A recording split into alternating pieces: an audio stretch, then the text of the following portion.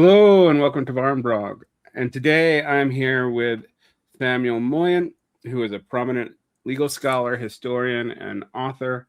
He serves as a Chancellor Kemp Professor of Law and History at Yale, um, serving in both the Yale Law School and the Department of History. He's the author of several books. Some that I'm familiar with is Not Enough: Human Rights in an Unequal World, Liberalism Against Itself, Cold War Intellectuals in the Making of Our Times, and the book we're talking about today, which will be out for about a week when I release this. So, Gerontocracy in America. Hello, how are you doing today? How are you? Thank you for having me. Thank you. So there's been a turn on boomers that's been noticeable in the culture explicitly since 2019. I feel like it's been coming up for about 15 to 20 years. But it seems explicitly that we have established ourselves in a gerontocracy that makes, say, Brezhnev period Soviet Union look rather quaint. Since the average age is about 15 years older than anyone in the Politburo at that time. This really seemed to get on the map with the end of the first Trump administration that was exacerbated by Biden, and now Trump 2 has made it even more clear. Particularly, however, if you look at many institutions, both left and right, they are dominated by people who are well over the retirement age. What got you interested in this topic? Well, thanks for having me. A couple things. I have no, desire to malign boomers. I sort of think they get a bad rap. They were just, let's say, at the right place at the right time, but we've all created something that future generations will also experience when they get old, which is what I'm calling gerontocracy. And that's really less about the conflict of generations as a new social system in which the eldest among us enjoy too much power. And we get some power, but we have to wait around for it. And you're right about the timeline when it comes to the politicians. And I definitely, started writing this book before Joe Biden's melodrama in 2024, but that's mainly because, the Democrats in general, across the both houses of Congress and in the judiciary with Ruth Bader Ginsburg and so on, were early warning signs of what we'd all kind of notice with Biden in the summer of 2024. So that was a big part of it. But I also thought that the politicians were the tip of the iceberg because, as you said, it's not just politicians. It's in a lot of sectors. So I began to do research and I concluded that it might not even matter how old the politicians are, given how old the electorate is, and especially how old money and wealth are in the country. And so that's what I focused on, is kind of, talking about politicians and what we can do about those facing a, cognitive decline or death in office, but then kind of pivoting to the deeper sources of gerontocracy that have been basically not discussed. So, in the beginning of your book, you point out that rule of the eldest is not uncommon historically. However, there's a couple of things that traditional societies had to keep it in check that we don't have, and a lot of that is death. But you mentioned changes in medicine, changes in the organization of of all kinds of infrastructure. And so now we have almost not quite an inverted triangle, but maybe we'll get there if things continue the way they're going. So how do you think, like, what structures led to this, and why is it so different than societies we've seen in the past? Well, in the grand scheme of things, you're right. Probably the default mode of human government has been gerontocracy, because so many places we know about had ruled by council of elders, or kind of monarchy that was inhabited by the eldest. And in a sense, the monarchies we think of that pass the kingship down from father to son were a little revolutionary, because they could even give young men ultimate power. My trouble is that, in modern times, we were supposed to have democracy, and yet it seems like we're heading back to the Stone Age almost. Not that America ever lacked its own councils of elders by constitutional design, and I talk a fair bit about the Senate, which is literally named after old men. But it does seem that the big change in the 19th and especially 20th century was the extension of life for more people. As you said, people were term limited by nature, mortality. There were always old people, people reaching 80s or their 80s or even beyond, but they were rare. Now they're common, and most of us can expect to live long lives. We think of early death as like an anomaly where it used to be the rule. So that's the big change. And as you say, it's our wealth has set up a society in which fewer and fewer children are being born, uh, even as older and older people are being kept alive and high functioning. So you would expect power to shift generally upwards. What I try to document is just how far it's already gone. Mm. One thing I thought about reading your book is how the shifts historically kind of mess up our indicators. So in the past, when I read anthropological work, and I have an undergraduate background in anthropology, among Okay, some of awesome. my yeah, it's some of my training. It's all English and education beyond that point, um, but when you deal with things like low birth weights, it's usually a sign of scarcity, Right. disease, major transitions, and modes of life. The transition from hunter gatherers to agriculture, and a lot of our estimates on like lifespans are kind of variable because we're basing it off of projections from contemporary societies and like some scant genetic evidence. Okay. But it's very clear that low birth rates and historically are bad.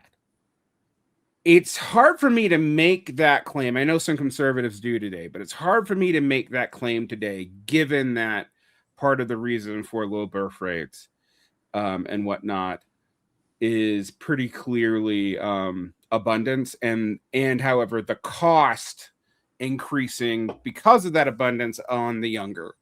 Right. That seems to have been a generational trend since the 70s. But our democracy was not set up for that. Um, you know,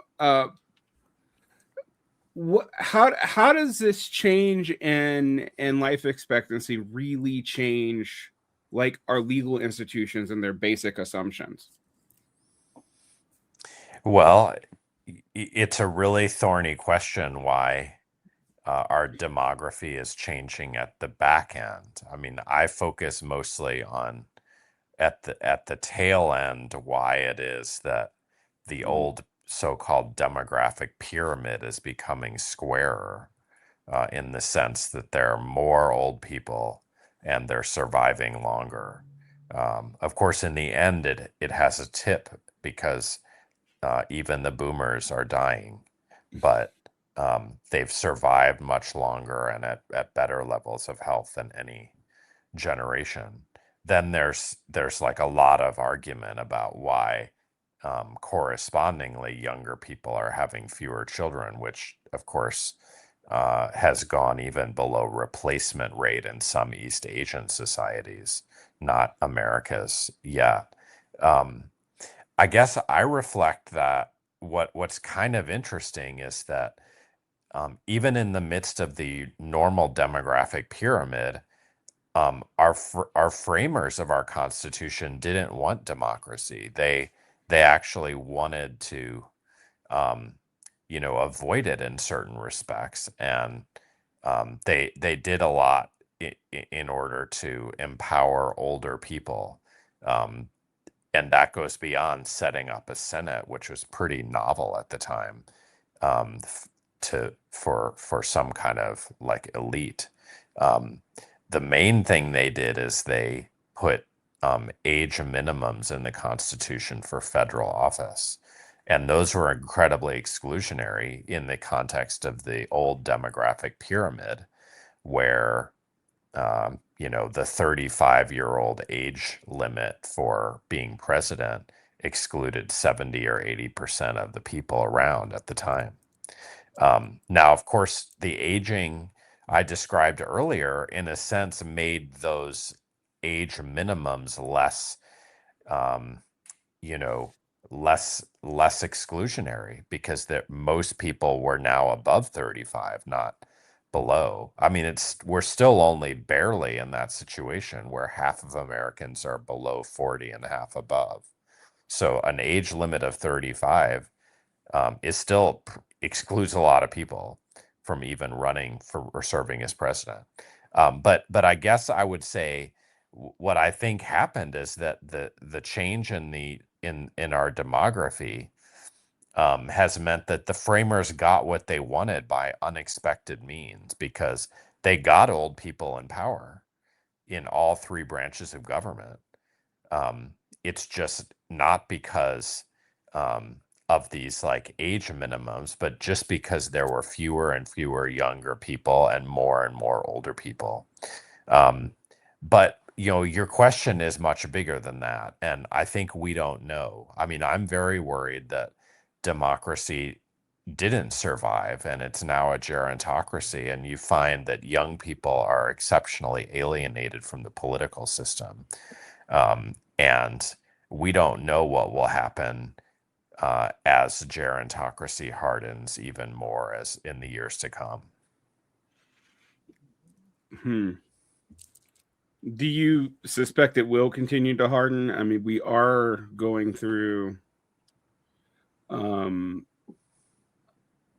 the generation immediately after the baby boomers is smaller It than is. but do you think the trends are still heading in this direction despite that? I do. So that's why I said at the start, I don't want to scapegoat the boomers for something that, like I'm Gen X and like my generation is inheriting as the boomers slowly die off. Not me personally, but um, and yet the Gen Xers will come into their inheritance in their 50s or even 60s or 70s, um, and they will then be the new gerontocrats. And I don't see any reason to assume that the voting patterns will change, where older people vote more readily, and so you'll have the same picture of electoral gerontocracy and old money.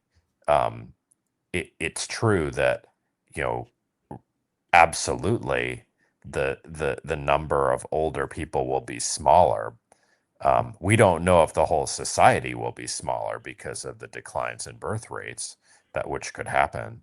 But even if it's not, the correlations that I uncover about voting and money suggest to me that we're looking at an enduring phenomenon unless we all do something to counteract it, which I do hope happens.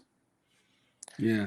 I don't think that's going to be because of the size of the age cohorts. I think it's going to be because of policies that transfer authority to younger people.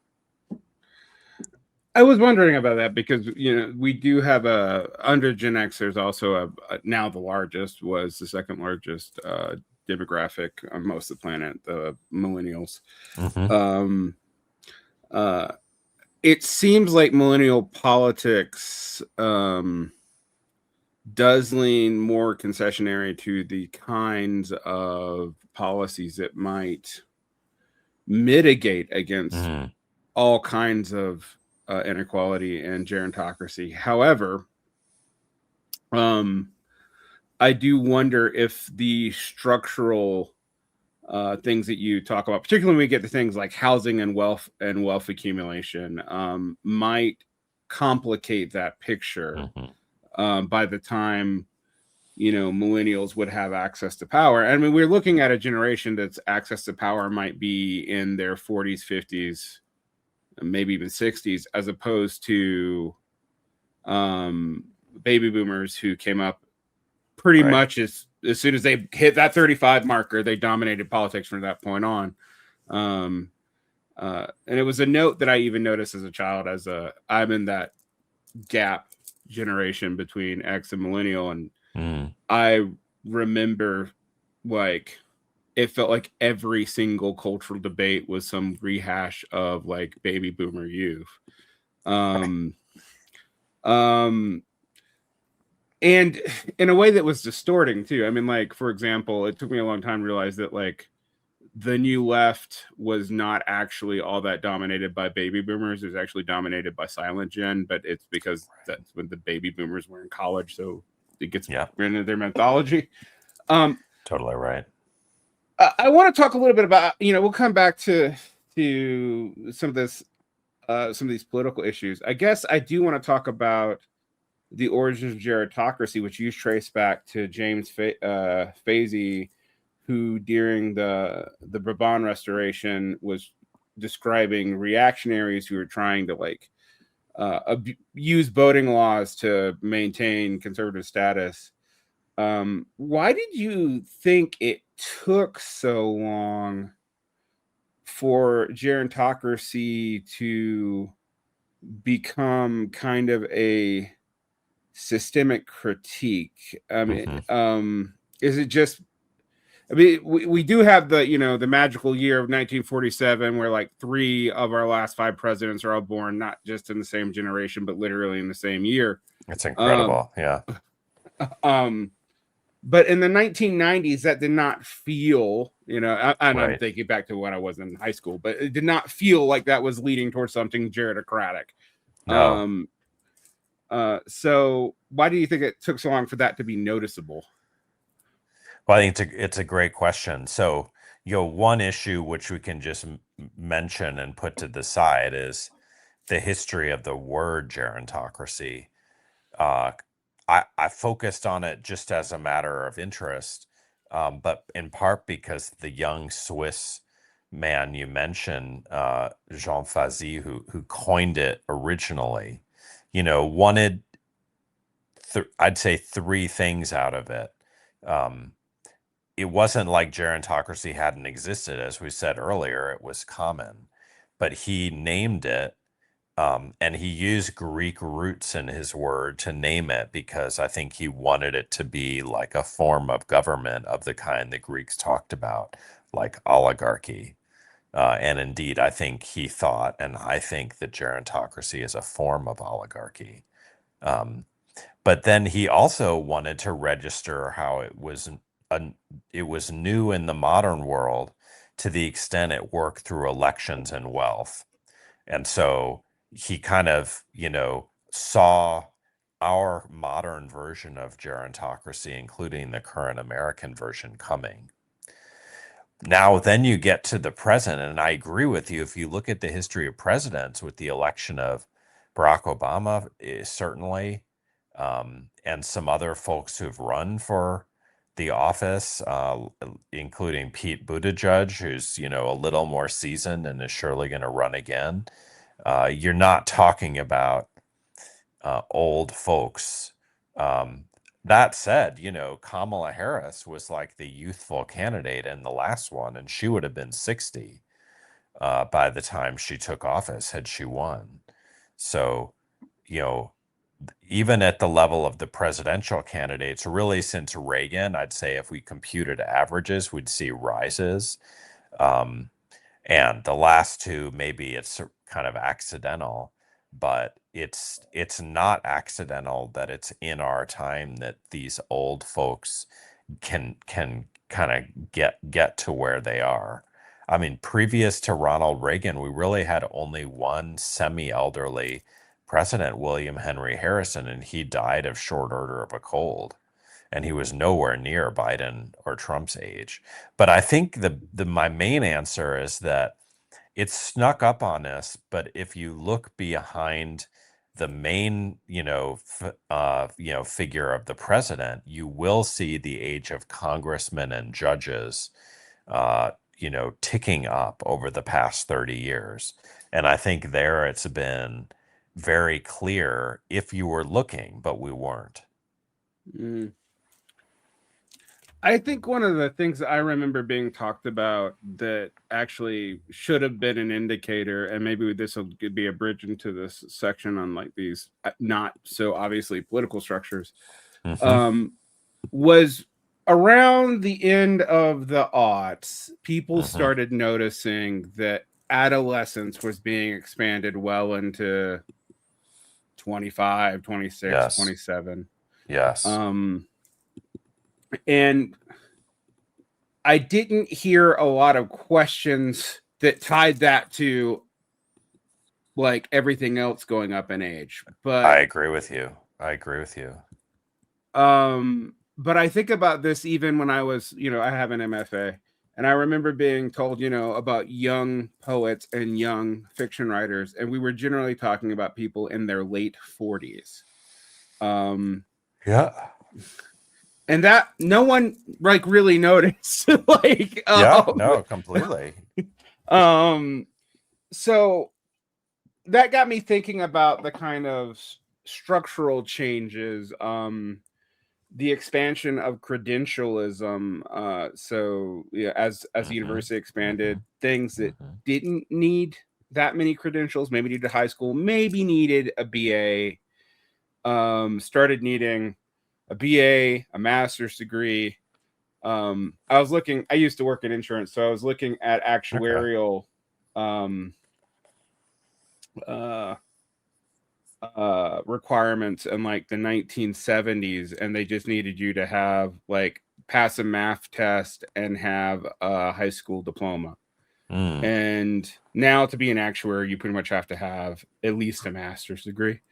Um, Hmm. uh, Also, thinking about it, you started seeing this change in like property relations, although that happened pretty quickly, because one of the things that I do have to caution people when we talk about pre 20th century America, a lot of people lived in generational homes, not Absolutely. Yeah. yeah, not in nuclear family housing. That's really a post-war development in Hmm. any significant Hmm. amount. But how do you think that shift from generational homes to uh to nuclear family housing, and the focus on housing as the prime holder of wealth that everybody, and I'm putting that in quotations for people who are listening, not watching, has access to? How did that start changing access to wealth and power in America? It's a great question, and I myself, dug pretty deeply into the housing story. You're adding a kind of historical dimension, which is really important because it's not just about who owns what, but who gets to live there. Um, and I think it's totally decisive that uh, Americans and others move from a kind of intergenerational family scene to one where the nuclear family is there, and you might park mom in a local senior center and visit on weekends, but that's kind of that became the norm, and it had a lot of decisive consequences. Um, so in the book, I document that the age group today most likely to own a home, and it's at a rate of 80% is the age group of those who are 70 to 74. And the second highest, you know, the age group second most likely to own a home is those older than that.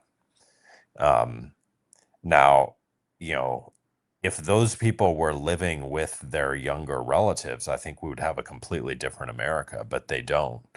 Um, and the ramifications are massive because we know that older voters do not like to pay for the education of other people's children and grandchildren on average.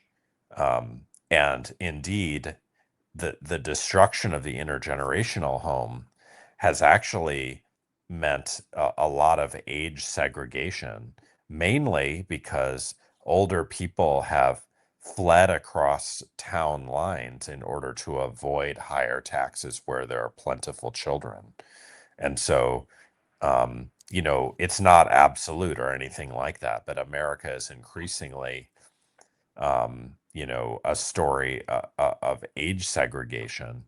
Um, Now, the housing story more generally is one in which, because they're practically the only people to go to the town meetings where America makes land use decisions, um, older voters are not just choosing the politicians, but they're actually going and um, vetoing new builds and blocking supply of housing. Um, and they have, as you said, benefited from, like big periods of appreciation in their housing wealth, without allowing more supply. And that then means that younger people can't buy homes very frequently. They can't put together the down payments. Um, and that's a failure of supply. And um, so, this is a long answer, but I think it's an absolutely fundamental part of the story and absolutely one of the best illustrations of what life under gerontocracy means. And really, from what I can see, the kind of life of many of our cities has been profoundly affected because, the most desirable and most expensive real estate is disproportionately held by older people, which means that families are less likely to live in neighborhoods with homes as opposed to rental units and so forth. So I think there's an open question of whether and in what circumstances we could go back to the intergenerational home, which I think would solve a lot of problems. I don't propose that because I'm not sure we can go back, but regardless, I think the bigger picture is one that's, I think, very tragic. Hmm. Yeah, it's tough. I mean, because there's a lot of knock-on effects of this, not just in terms of Yes. like aging wealth, but also like highly inefficient cities. We went from what we used to call the donut now to the inverted donut. So as older people come back into the city Hmm. to take care of, to take advantage of its infrastructure, people have been pushed out. So now you actually have like the most vulnerable families in these like concentric donuts of falling apart Yes, suburbs, a lot more like absolutely. Europe. Yeah, Um, very similar. Yeah, yeah.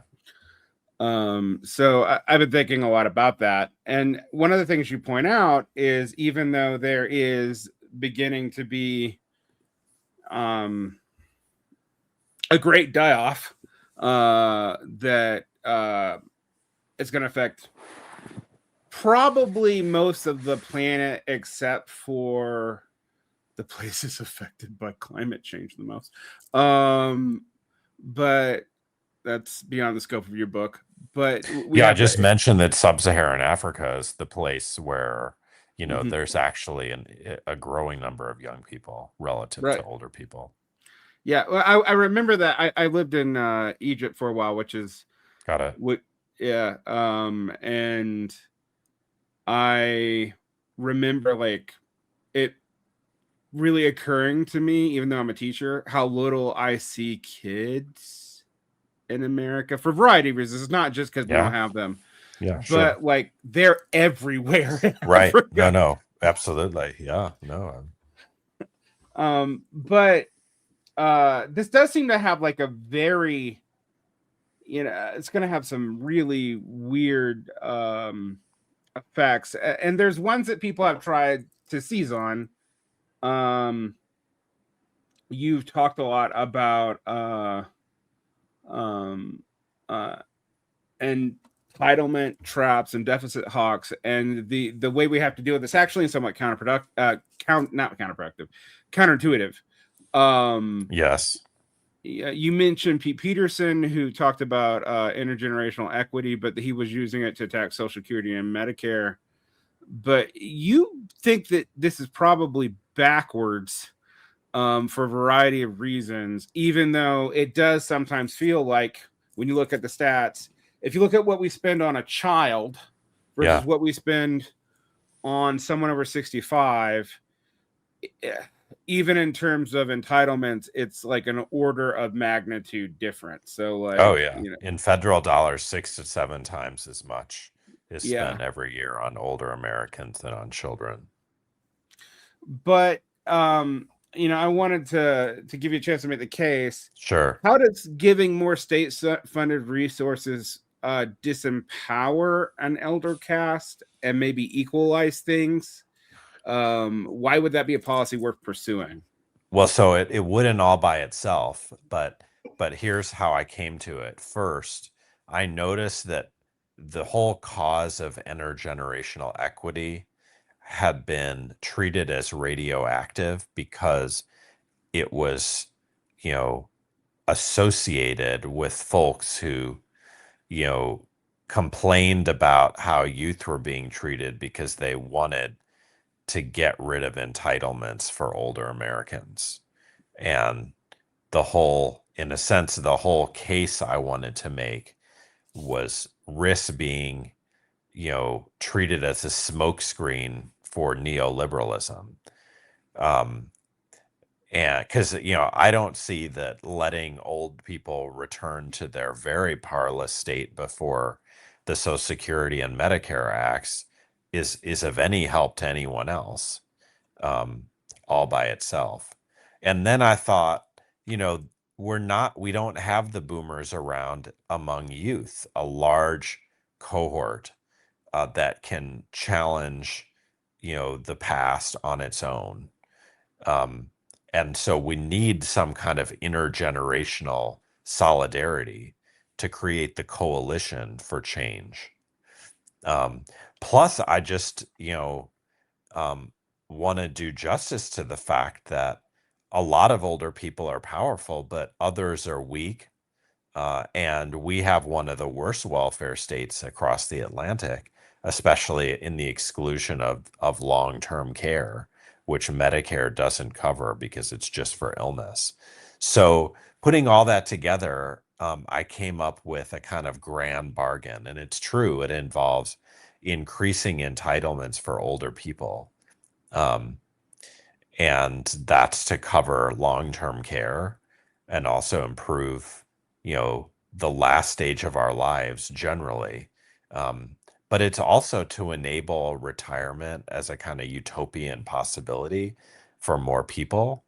Um, and my thought was that that would be like what older people get in exchange for divesting themselves from their power, including their wealth. And so there'd be enormous rises in tax, age kind of related or not, on wealth, which would mainly affect older Americans, at least those who have the resources to pay the tax. And that would not just fund, the new welfare state, but it would also and mainly fund the creation of new opportunities for younger Americans, equipping children, to launch into life and supporting, people in their prime when it matters. So that's the kind of grand bargain I envision. But I got there both out of moral principle and because it doesn't seem to me that there's any other way to shake the gerontocracy than through an almost jujitsu type move. Yeah. One of the things I think that I think really concerns people around my age, and I'm in my 40s, is Mm-hmm. that we don't see like the idea that there's going to be a whole lot of the benefits of this gerontocracy by the time we get through Gen Xers and get down to us, that we Mm-hmm. probably won't benefit in the same way at all. And you kind of imply this when you talk about, you know, this much vaulted $45 trillion inheritance thing that's going to mostly hit Gen Yes, Xers and maybe older millennials in the next 10 years.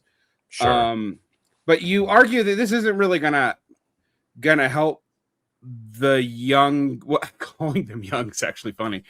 Yeah, This isn't really gonna help the middle aged.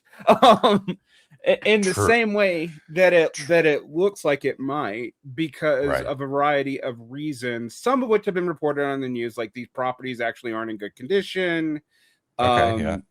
Um, blah blah blah blah blah. Like, um, there might, you know, they might we are looking at the down end of maybe a housing revaluation soon, but that's temporary, just like the Mm-hmm. 2007 Mm-hmm. one was temporary, so that might Mm-hmm. not actually be a structural fix.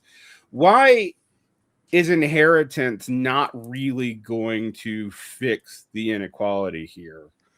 um Well, so I mean, there's a series of reasons.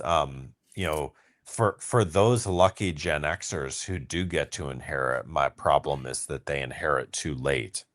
mm, Because it's like I mentioned the case of like, you know, Prince Charles becoming king after age 70. But not that that's bad, but you know, it would be better to come into the resources you need at a time when you're still in your prime and kind of, you can use them to make a contribution. Um, and that's why, I think we're all kind of approximately in the place of these characters in the HBO show Succession who are almost infantilized, waiting around for the old man to die. Um, but then, there are other objections, which of course is that not even all Gen Xers, let alone, younger folks, are set up for inheritance. Certainly not of the magnitude that some Gen Xers are belatedly getting. Um, and then there's this question: do we really want succession to be done only within families or at a social level so that younger people can expect as a birthright a promise of good public education, which we don't provide, that launches them into life, and people in their prime who don't happen to be heirs can access social resources, for social benefit. And so, it's those variety of reasons. Now, if you're talking about houses in particular, I think, I know many families where like, they've raised their children on the outskirts in small premises. And then when they're approaching their 50s, 60s, they get to take over the big house in a sense after they themselves need it. And barring, kind of some change in the pattern of our housing, I don't see that changing unless we do something about it, and that could involve more senior builds.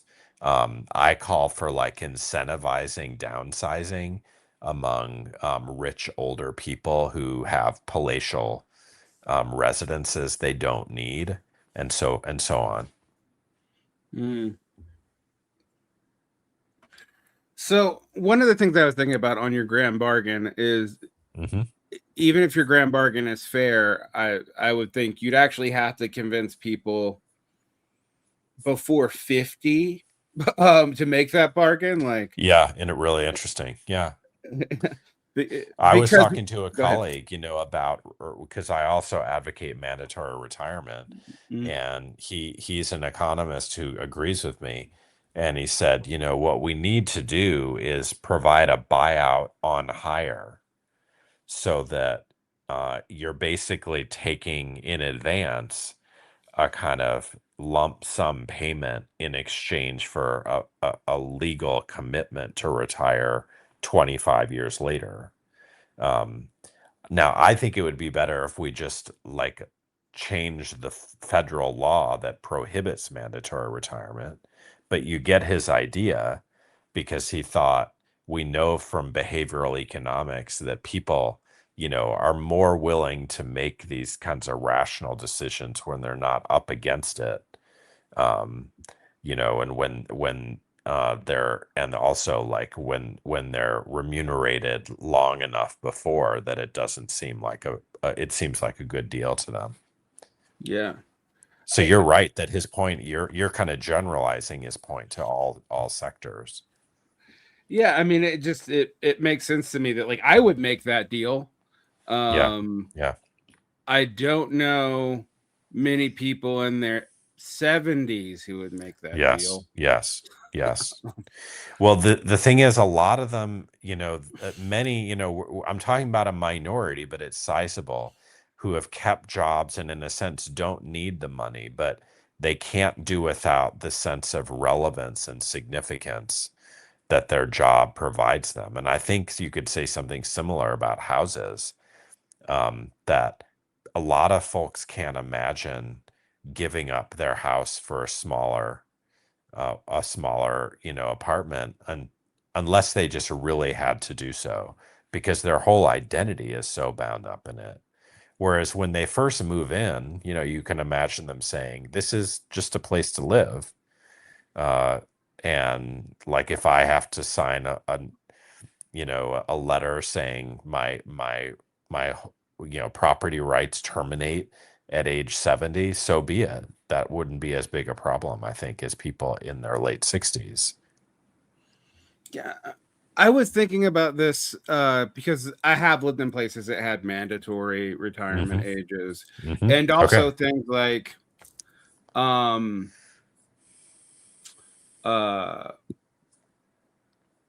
100-year inheritable leases, stuff like that. So like you had to release your property down to the next generation at a certain point to restart the lease. That's a Hmm. thing that I've seen in a few countries. I can't really imagine that being politically palatable here. Um, Yeah. but it does seem to be uh, important. I was thinking about this in terms of actually skilling and de-skilling. Um, so we can all go on about how meritocracy has never been true, but it seems less true now Yeah. than the past, and part of that is um in politics, in and high level industry, in academia, there is a lot of nepoing going on, partly because a lot of the people in power are old enough to actually still be active when Absolutely. their children and maybe sometimes their grandchildren are in not just entry age but prime age and can continue to aid beyond what was historically possible, and Absolutely. that does create a glass floor problem. Like there's just Yeah. so you have less and less competent elites in a lot of ways. Yeah. Uh, You're go ahead. totally right. I do report in the book on the amount of Nepo babies in Congress. And that's like, in a sense, a bright spot because often their parents will give their children their seats and Mhm. thus retire, before their colleagues will. But it's only in a sense to perpetuate their dynastic power. Um, and I kid you not, at where I work at Yale Law School, there are multiple children of professors on the faculty. So and it's not that big. So you're totally onto something. Um, one of the things I was thinking about in in terms of your proposals for stuff you have to deal with, I was Hmm. thinking about um, Article 5 in the Constitution, which literally is unamendable. It's the only thing that's unamendable in the entire Constitution, which protects the Senate. Uh, and I was thinking about that, and you mentioned this as well, but there's been a lot of calls to abolish the Senate from more radical ends of progressives and leftists, um, which I have pointed out is possible, but you basically have to have a constitutional convention to do it. Um, so, uh, how is this architecture written into law? Are there other places this kind of protection shows up? You've hinted at one, which is like it's just illegal to have a mandatory retirement. Um, Yeah. uh, All kinds of ways. I mean, and it's really important to enumerate them. I mean, the Senate is in some ways the least of our worries. It's still galling that it's literally a branch of government named after old people, but it's true, it's protected. And anyway, like the main objections to it now have to do with the representation of small states. I will say that um, some legal scholars have proposed that um, what if we just transferred its powers to the House of Representatives and keep the Senate as like a shell of its former self? Would that violate Article 5? Maybe not. But you're right that it's Article 5 is extraordinary, especially because most of the so-called eternity clauses around the world that say certain things can't be changed are about like human rights, and ours is about this old man's branch of government. But no, the main laws that matter have to do, um, well, if we're still talking about politicians, there's life tenure for judges, which is in the Constitution and could be amended, but that's what would have to take place to get some of these older judges to retire. Um, in the electoral sphere, I think I would say there are a lot of problems, but the main culprit is our privatized campaign finance system, mm, um, which democracy doesn't require. And a lot of democracies like ours have public finance. And what that has meant is that older people control who's funded for elections. I mean, it's kind of the statistics there that I report in my book are kind of remarkable. But then, really, you were talking about, jobs, housing, wealth, and there's all kinds of beyond kind of the Discrimination and Employment Act that abolished mandatory retirement. Um, with respect to housing, there's Prop 13 and tons of laws that protect and entrench older people in their homes. Homestead exemptions, many other things. Basically, the main agenda of older people since the 1970s has been immunizing homes from taxation. So those are all laws that, ought to be on the chopping block ASAP. Um, I'd argue like our collective decisions about how to organize pensions, and basically the privatization of pensions in this country, which was kind of accidental, but it was due to the creation of 401ks, basically like an amendment to federal law, um, has had a huge effect as well. And so I'm a law professor. I try to do it lightly, but it really is like this is not a naturally occurring phenomenon, but it was a series of choices that were made to have the law one way rather than another. I mean, the optimist in me says, though I accept your view that like it's hard to imagine a lot of these reforms, but the optimist in me says, well, these are things that were made and could be remade. mm.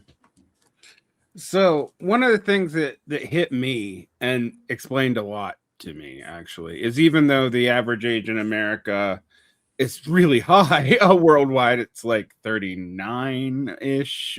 Like depending, I've seen a little bit of variance from area to area, but it's older. New York is slightly younger than California, things like Hmm. that, but Hmm. they're all over 35 from what I can tell.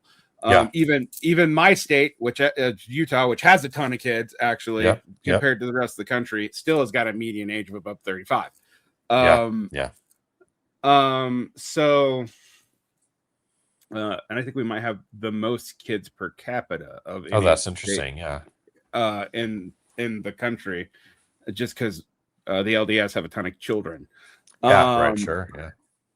Yeah. but even with all that, the median voter is significantly older than the median eligible voter at 65 in 2004. And I there's every year I hear we need to focus on the youth vote. Every year, the youth vote's actually doing a little better from what I've been seeing. It's been on an upward trajectory since That's Barack true. That's Obama, true. That's true. Yeah.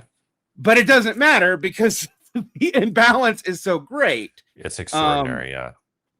um, And it really depends on how many elections we're having, which is so many that you only get the youth turnout in the presidential. mhm.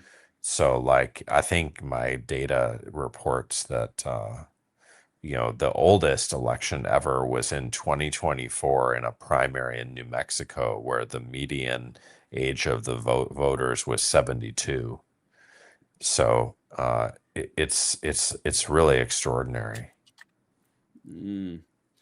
Um, that's scary, but it does make sense why it's so hard to do anything Absolutely. about you know Absolutely. I mean, representatives one not thing in that office. people say to me is that, like, once you've described the problems, your solutions are not credible because they're not available.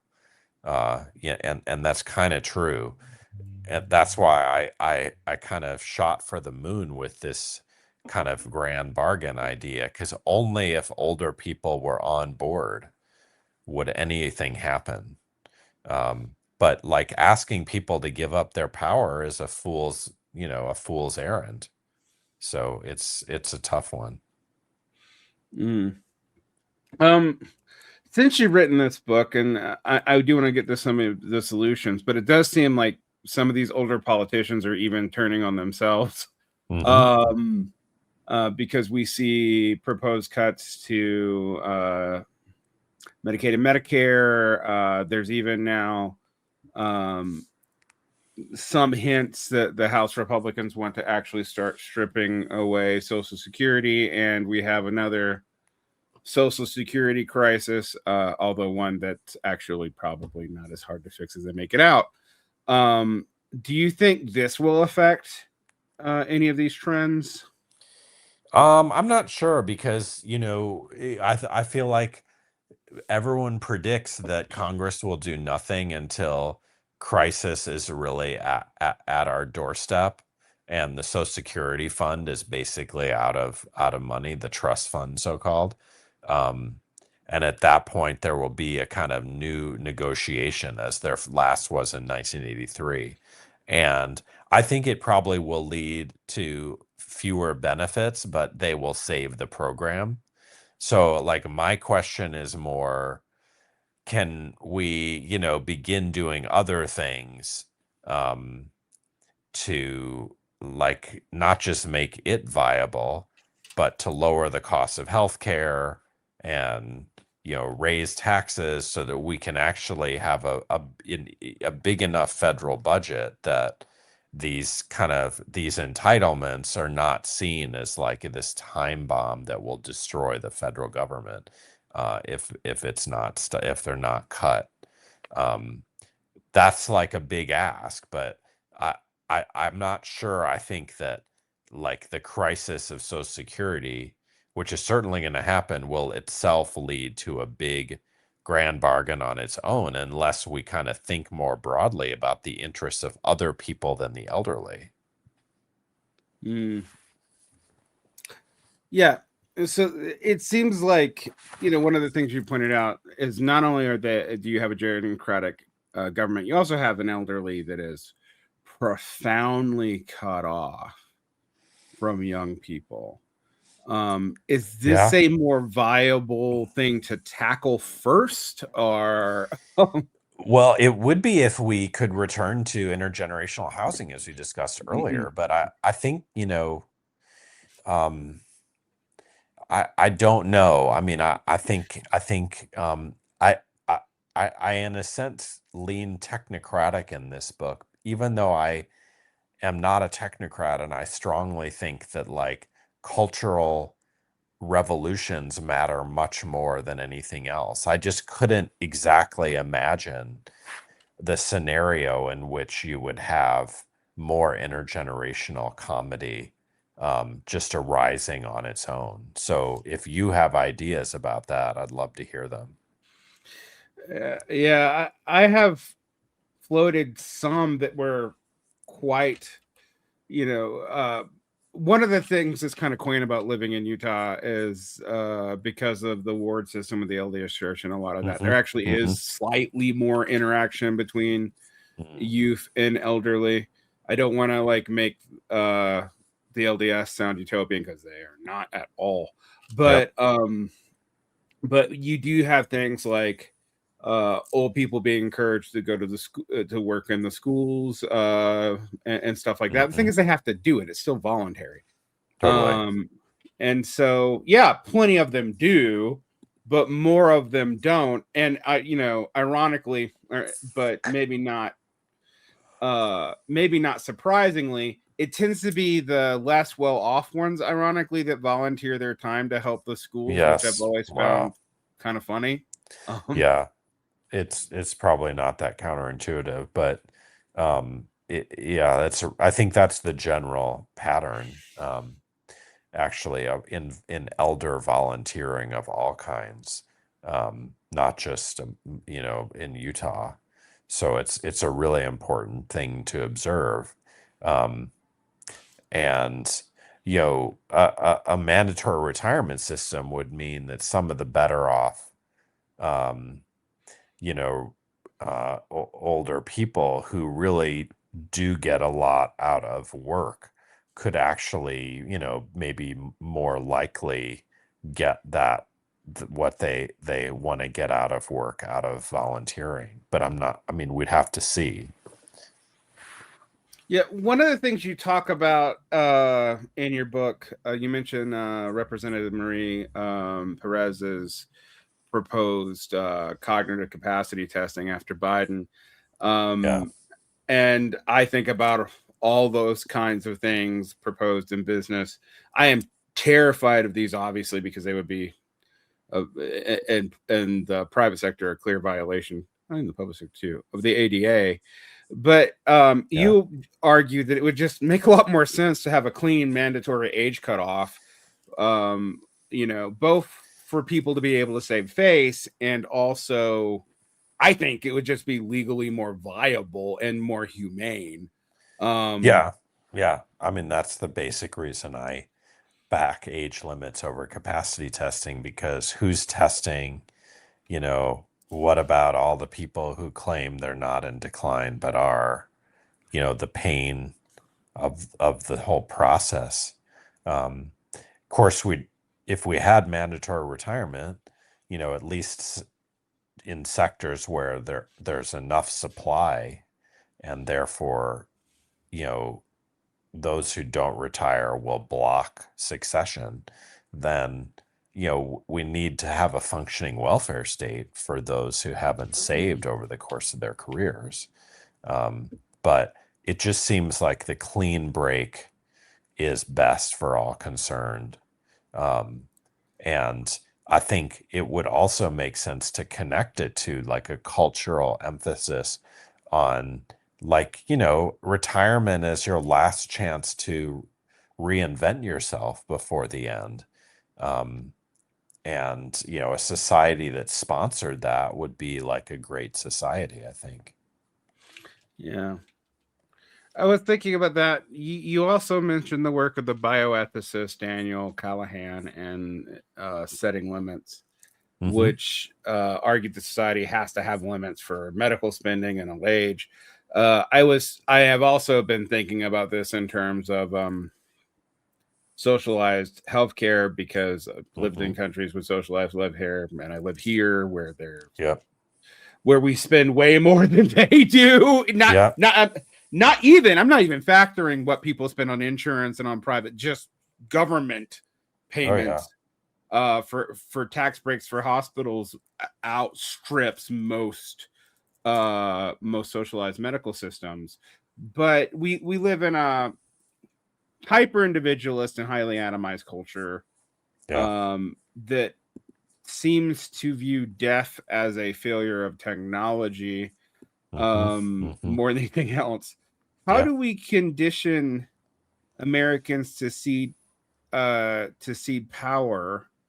And I'm not arguing for death panels, obviously. In fact, I think I would like it for there to be, like, maybe more poor people who make it to 80. But because I don't remember if this comes up in your book, but that's something I think about, is like, if you look at the stats, it's not just that everyone's older, it's also that more the more the more progressively incentivized people uh Hmm. often don't make it old enough to have as much effect on these policies. Yeah. um Yeah. do So you true. how do you think we could deal with limits without it sounding like go off to the ice sheets, old Of man? course, Oh. absolutely, and so the first thing is that um, you know governments make choices every day that affect how long people will live, Mhm. and for that matter, non-governmental forces, notably corporations, are affecting our environment in so many ways that lengthen or more often shorten life. So death panels are already meeting every day. However, they're very scary. And I'm not at all, I don't even like touch the issue that Callahan did all those years ago, of when and whether people should be cut off from catastrophic care. Um, that is something faced in countries with socialized medicine. Um, and it's a tough one because um, it, like it, there's a budget, and uh, it's just true in all countries that most medical expenditure is in the last few months of life. But all I want to take from Callahan is, like, years earlier, should we think about our lives as transient and lived in stages, and accept limits to the power we enjoy over the younger and the future? And I think he said some really powerful things there. Even if we decide that we want, you know, medicine to be able to perpetuate our lives as long as possible, and there's money to cover it, because I'm not. I'm just interested in power, Mhm.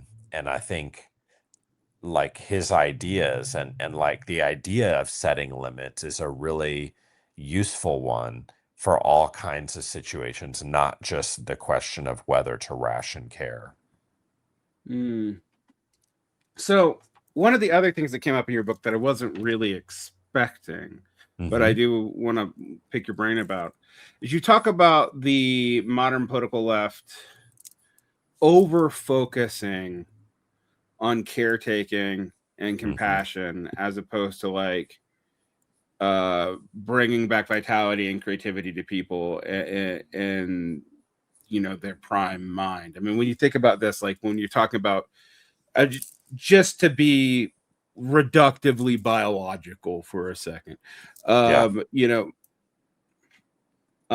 Once you get even our age, I'm Yeah. younger than you, Yeah. I think, but like,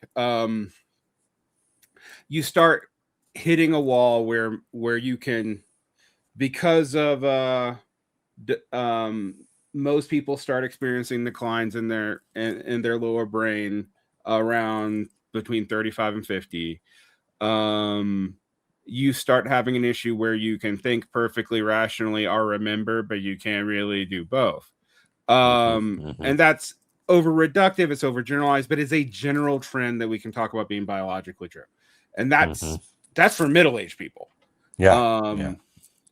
um why do you think the modern progressive movement doesn't take these kinds of developments into account and over focuses on care, or at least as a framework? I mean, I don't have anything against caretaking, children and Sure. old Me people. neither. Yeah.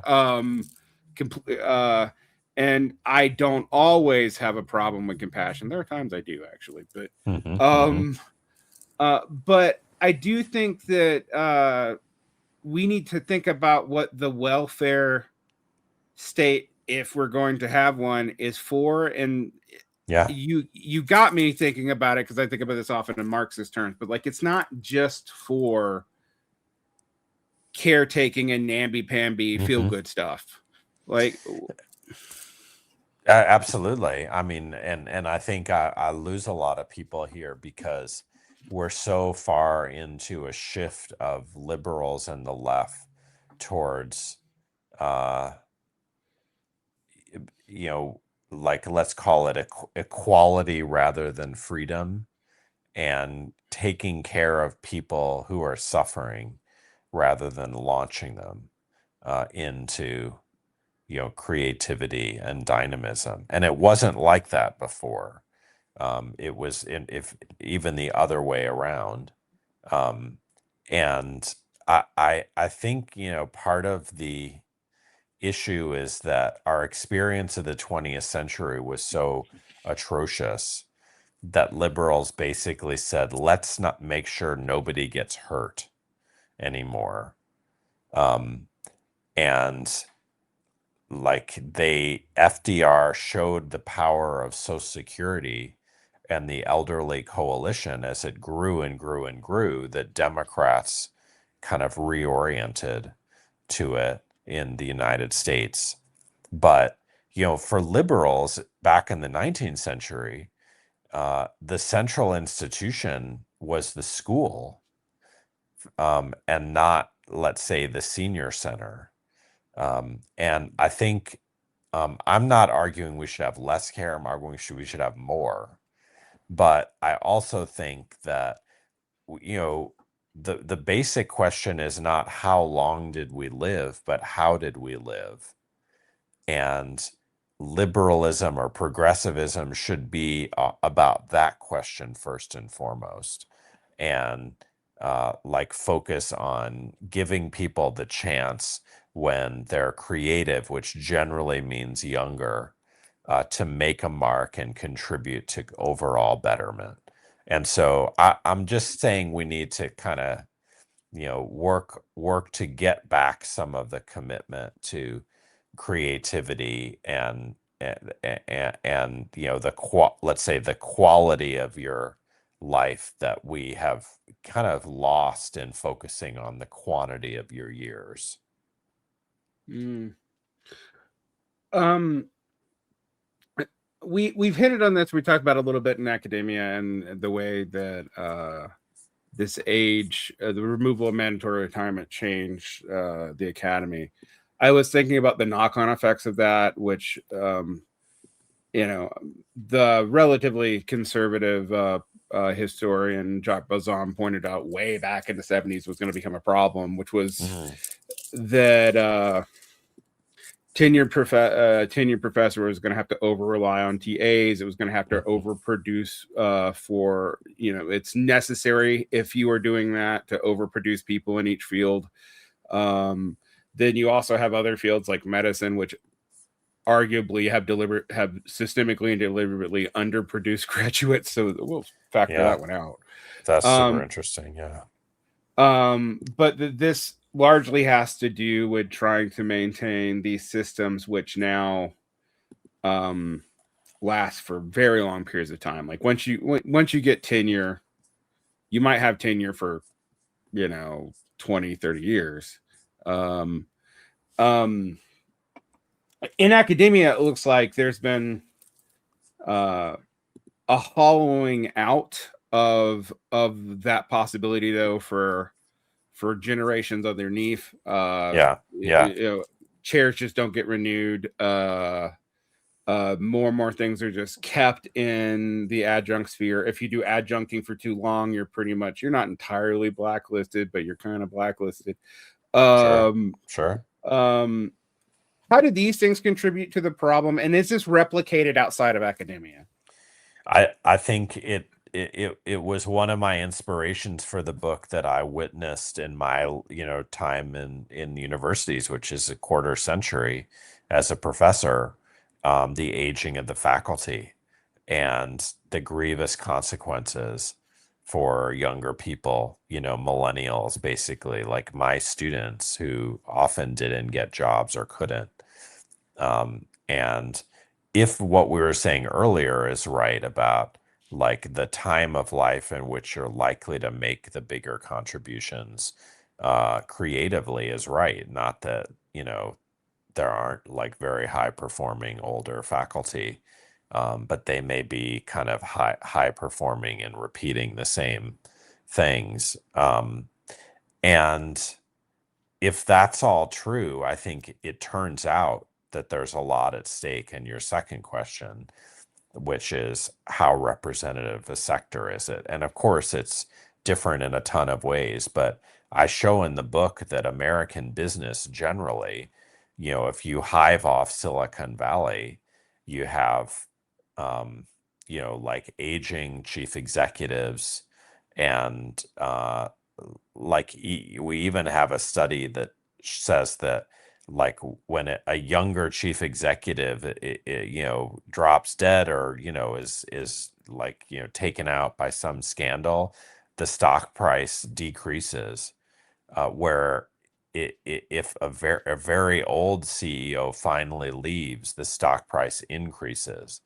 And so we have retention of power in the same way that professors do in kind of mainstream business entities. And so I think the problem is actually kind of emblematic in the academic sphere. And so I tried to, in a sense, treat it as less exceptional than it may seem. I have two final questions. So I'll ask the one on ageism first. And that is, you critique a lot of the discourse around ageism. You talk about how it was originally coined by Robert Butler to define a particular kind of discrimination against the old, but this has been expanded to all kinds of other areas. It means that we really can't put any blocks on people staying in power, with very rare exception. I think like when I think about like what fields have mandatory retirement, and I'm like, air traffic controllers is the only one I can think of off the top of my head. Pilots also. Yeah. But in general, we don't have that. And also for those of us in my age cohort, since we don't see how the hell we're going to be able to get $3 or $4 million saved up in a 401k fast enough, we are also probably going to have to do the same thing without a revigoration of the welfare state. But I was also noticing what ageism doesn't protect. So for all this discourse around ageism, it doesn't protect people getting laid off in their 40s and 50s, where it gets harder and harder to find work. Correct. But it does stop people from getting hit in their 60s, 70s, and 80s. Right. Why do you feel like it's applied so inconsistently, and what other things is it used to hide?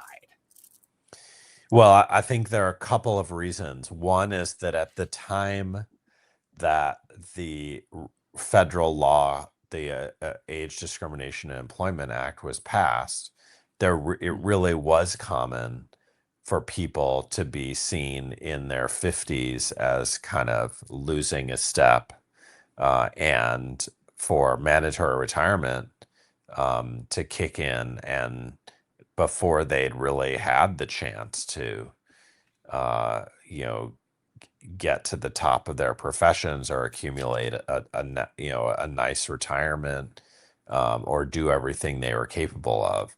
And then there's the AARP, which it kind of emerged in the same period as a kind of cause group for, at that time, older people. Now it even changed its name, which used to be an acronym for retired persons, so that it's just called AARP. And of course, many of these folks do not retire because they don't have to. Um, and there's no like under 50 cause group. And the level of membership and funding that the AARP has is like a staggering thing in the annals. So I think those are the two main reasons. Of course, in theory, a prohibition of age discrimination should protect uh, children too, and protect young people and middle-aged and not just older people. Um, Now, ageism is a difficult one because, of course, it's true that a lot of people are discriminated against on the basis of age or the appearance of age. And we don't want unfair stereotyping. But then, we have to decide when discrimination is justifiable. Um, and there, I think, like, I try to put together a rational case for the fact that, some change is necessary to contain the, unfairness of elderly rule. And, I think, of course, my whole POV is deemed ageist by some, but that's because I think that, as someone once said, when you're powerful and someone purports to take your privileges, it can still feel like oppression. But of course, it's not. Hmm. The last question may be, among the most controversial, and I would also Yeah, say, uh, um, in a book that probably is going to be pretty controversial even amongst younger, uh, totally. more progressive types. You actually argued that this gerontocracy really does lead to a decadent society, and I also, even though I'm a socialist, I mention decadence all the time. That word Yeah, triggers a response of like, you are sure, moralizing this, you're missing sure. the point. How do you define decadence? Why do you think it's relevant when it comes to the aging? And what would you tell progressives and leftists about why we should care about a decadent society stemming from this? Well, so I really mentioned decadence by that word in relation to Ross Douthat, who takes Mm-hmm. his definition of it from Jacques Barzun, whom you mentioned. And I just kind of point out that the one big reason for decadence is gerontocracy. But it's true that I kind of lean into the idea that if these age patterns of creativity and repetition in our intelligence um, are true as broad generalizations, then decadence can be very well explained by the fact that, you know, the older the humanity is on average, and the greater the power that older people have, the more cyclical and repetitious our society will become. And um, I don't know. I don't think anyone, left or right, thinks America is going well right now. Now we have to debate why that is. And on the left, there's widespread agreement that it's oligarchy. I just don't understand why people in that, uh, you know, on that flank would disagree with the clear facts that class hierarchy is age inflected. But most of all, I think socialists, should care about renewal. I mean, again, it's not just about care or fairness. It's about what kind of creative society do we promise? And from that perspective, I think an attitude about decadence is really essential. Yeah, I would agree with you. I remember as our closing thought, I once got in an argument with Bhaskar Sankara, Mm, where he was saying that like these generational markers have no relevance to class distinctions, and I was like, okay, in the 19th century, I may have agreed with you to some extent. Um, in the 20th century, saying that you're saying class is solely based off of income, because anything that involves the accumulation of wealth increases over time, and thus age being a material condition that expands to wealth. And it's not necessarily one that everyone's going to benefit from, so we can't argue that it evens out.